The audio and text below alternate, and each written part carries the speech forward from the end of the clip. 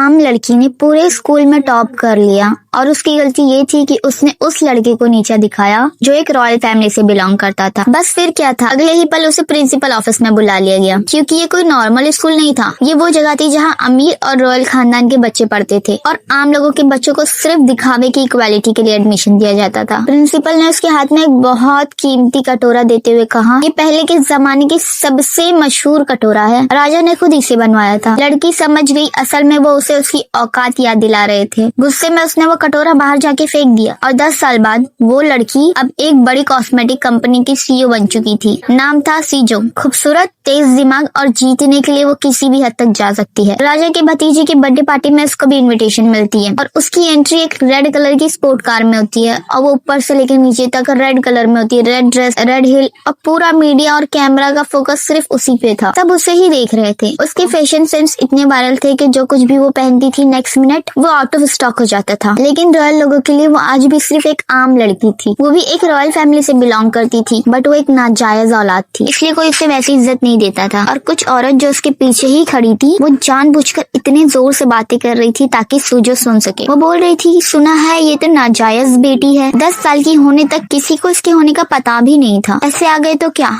है, तो वो नाजायज ही। सीजो सब सुन रही थी, लेकिन उसने सर झुकाने के बदले सीधा उनकी आंखों में देखा और पास पड़ा गिलास जोर से तोड़ दिया। पीछे खड़ी सारी औरतें डर गईं, क्योंकि सीजो अब डरने वालों में से नहीं थी। और दूसरी तरफ रॉयल फैमिली का सबसे ताकतवर इंसान था ली एन। वहाँ राजा के बर्थडे में सीजो ली एन को देख रही थी। सीजो के फोन में नेटवर्क नहीं था तो वो बाहर चले गई और तभी ली एन की दूर से नजर पड़ती और वो सिर्फ उसे ही देखता रहता है। लेकिन महल में घूमना मना था, तो ली एन उसके पास जाता है और बोलता है, तुम्हें पता है ना ऐसे बाहर घूमना मना है, मैं 3 तक गिनता हूँ, तब तक तुम यहाँ से चले जाना। वो बोलती है, सच में? तो लेन बोलता है, तुम मेरी जूनियर हो, तुम्हारी मदद तो मैं कर ही सकता हूँ। और तभी बहुत जोर से धमाका हुआ और महल में आग लग गई। वो छोटे राजा का चाचा था और असली पावर उसी के हाथ में थी। लोग उससे डरते भी थे और उसका यूज भी करना चाहते थे। रानी ने एक दिन सीधा उससे कहा, लोग अब छोटे राजा से ज्यादा आपको नोटिस करते हैं। हर कोई आपके साथ फोटो खिंचवाना चाहता है, क्योंकि आपकी पहचान ही आपकी ताकत बन गई है। लेकिन लेन को बचपन की एक बात याद आ गई। जब उसे बचपन में फुल मार्क्स मिले थे तब उसके पिता ने उसकी तारीफ नहीं की। उसके बदले में उसके पिता ने कहा, शानदार होना तुम्हारा कर्तव्य है और अगर कमजोर पड़े तो वो शर्म की बात होगी। उस दिन से लेन समझ गया था, इस राजमहल में प्यार नहीं सिर्फ इस्तेमाल होता है। अब रानी चाहती थी कि लेन अपनी रॉयल्टी को छोड़ दे ताकि ये सब उसके छोटे बेटे को मिल जाए।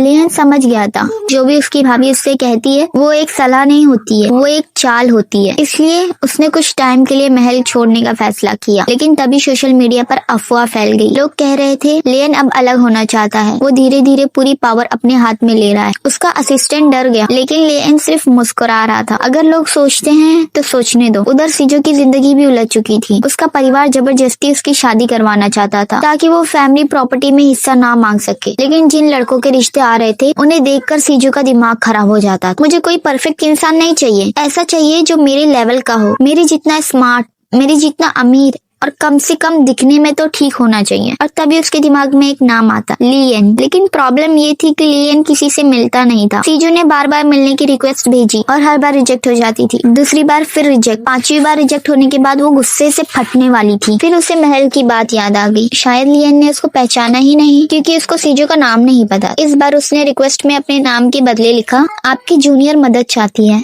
और इस बार रिक्वेस्ट एक्सेप्ट हो जाती है। सीजो तुरंत अपनी कार लेके लेने के घर पहुंच जाती है। इस मुलाकात के लिए उसने पहली बार खुद को बहुत सिंपल तरीके से तैयार किया था, लेकिन उसे क्या पता था महल की रानी पहले इस पर नजर रख रही थी। जैसे ही लेने सामने आया, सीजो ने बिना वक्त गवाए एक लाल कलर का लिफाफा उसके तरफ बढ़ाया और कहा, मैं आपसे शादी करना चाहती हूँ। लेने उसकी तरफ देखा और कमरा एकदम शांत हो गया। यही खत्म होता है पहला एपिसोड।